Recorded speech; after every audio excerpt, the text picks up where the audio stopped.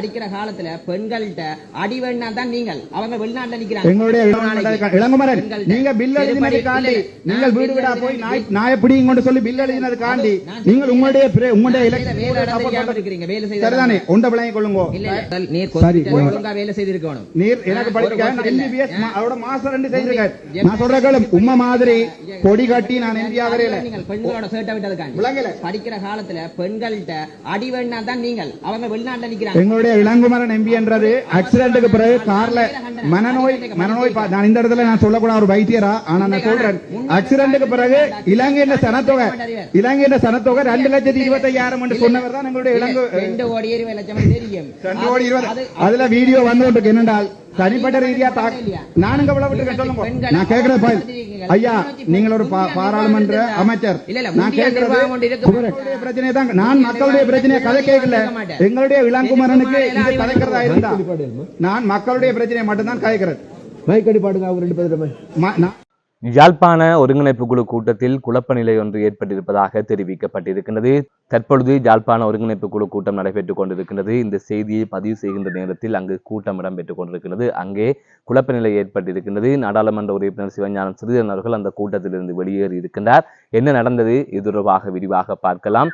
அதற்கு முதல் AK report எனப்படுகின்ற இந்த யூடியூப் சேனலை சப்ஸ்கிரைப் செய்து கொள்ளுங்கள். தொடர்ந்து அருகில் இருக்கின்ற பெல் பட்டினை கிளிக் செய்வதன் ஊடாக நான் போடுகின்ற காணொளிகளை நீங்கள் உடனுக்குடன் பார்க்கக்கூடிய வகையிலே இருக்கும். நான் நடராசா ஜெயகாந்தன். தற்பொழுது விடயத்திற்கு வரலாம்.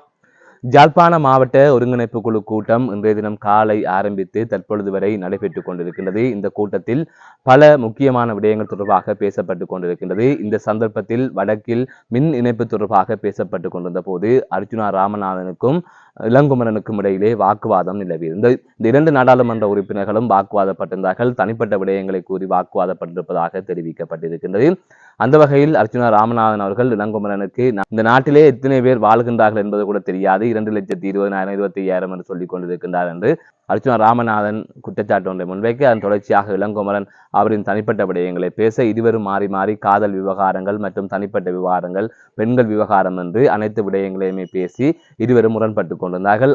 இதைவிட யாழ் மாவட்ட ஒருங்கிணைப்பு குழு தலைவரான சந்திரசேகருடனும் அர்ச்சுனா ராமநாதன் முரண்பட்டார். சந்திரசேகரும் இதனை கட்டுப்படுத்த தவறி இருந்தார். அதாவது அரசியல் விவகாரங்கள் தனிப்பட்ட விவகாரங்களை பேசிக் கொண்டிருக்கின்றார்கள். ஆரோக்கியமற்ற வகையிலே இந்த கூட்டம் போய்கொண்டிருக்கின்றது. அதனை சரியாக சந்திரசேகர் கட்டுப்படுத்தவில்லை என்று கூறப்பட்டது. இந்த நிலையில் தான் இதனை அவதானித்த சிவஞானம் ஸ்ரீதரன் அவர்கள் சந்திரசேகரனால், அதாவது அமைச்சரும் ஒருங்கிணைப்பு குழு தலைவருமாக இருக்கின்ற சந்திரசேகரனால் இதனை கட்டுப்படுத்த முடியவில்லை என்பதால் அவர் அங்கிருந்து வெளிநடப்பு செய்திருந்தார். அதற்கு அவர் பிரதானமான காரணமாக குறிப்பிட்டது அரசு ஊழியர்கள் தொடர்பாக எல்லாம் தரக்குறைவாக அர்ச்சுனா ராமநாதன் அவர்கள் பேசிக் கொண்டிருக்கின்றார். அதனை தாண்டி தனிப்பட்ட விடயங்களை பேசி குழப்பம் விளைவித்துக் கொண்டிருக்கிறார்கள். இது ஒரு சிறந்த முறையில் நடைபெற வேண்டிய கூட்டம், மக்களின் பிரச்சனைகளை கலைக்க வேண்டிய கூட்டம். இந்த நிலையில் தான் இப்படியான பிரச்சனைகள் இடம்பெறுகின்றது என்று அவர் அந்த கூட்டத்திலிருந்து வெளிநடப்பு செய்திருக்கின்றார். இதனால் அங்கு தற்பொழுது பரபரப்பு நிலை ஒன்று ஏற்பட்டிருக்கின்றது. இது தொடர்பான காணொளிகளும் வெளியாகி இருக்கின்றது.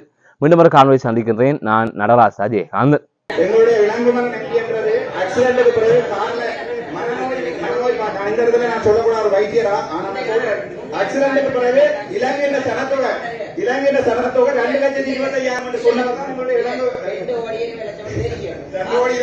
அதுல வீடியோ வந்து என்னென்றால் தனிப்பட்ட ரீதியா நான்கு நான் கேட்கிறேன் ஐயா நீங்கள் ஒரு பாராளுமன்ற அமைச்சர்.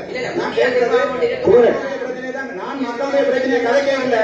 என்னுடைய இளங்குமரனுக்கு கலைக்கிறதா இருந்தா நான் மக்களுடைய பிரச்சனையை மட்டும்தான் கதைக்கிறேன்.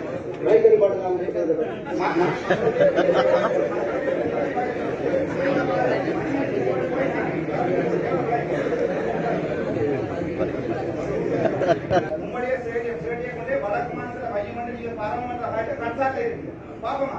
ஆனா நீங்க வடக்கு மாநிலம் இல்ல என்ன பாராளுமன்றத்துல கதைக்காம பண்ணி நீங்க வெட்டினார். அது கூட நீங்க செய்த துரோகம். என்னுடைய 500 ரிஜெக்ட் இதுல 10 ரிஜெக்ட் பண்ணி இருக்கீங்க. அரசியல் கவர்மெண்ட் கதை பாடுகிறது மைக் நிப்பாட்டு தான் இருக்கு. கதைக்கு 11